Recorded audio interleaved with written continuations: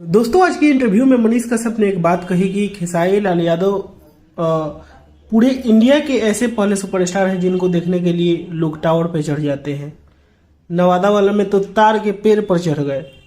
और खेसारी लाल यादव के stage show के लिए प्रॉपर न्यूज़पेपर में एक पूरे पन्ने पे कवरेज देना ये बहुत बड़ी बात है। और उस वाले शो को कवरेज देना जरूरी भी था क्योंकि उसमें हंगामा भी हुआ था, कुर्सियां भी टूटे थे। बहुत सारे लोग 3 बजे भोर तक चला था प्रोग्राम और जाम भी बहुत ज़्यादा था। और खेसारी लाल यादव भी निकल नहीं पाए थे उस प्रोग्राम से।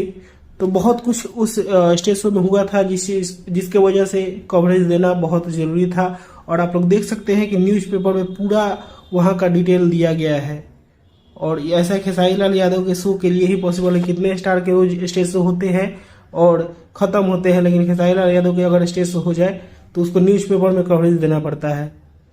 तो ये है स्टारडम और ये है पब्लिक का प्यार। बाकी मुझे कुछ कहना नहीं है, आप लोग कमेंट करके बता सकते हैं इसके बारे में जो कुछ भी करना चाहते हैं। और इसी के साथ मैं इस वीडियो को यहीं पे खत्म करता हूँ। मैं मिलूंगा आप लोगों से नए वीडियो में, तब तक के लिए जय हिंद, जय भोजपुरी।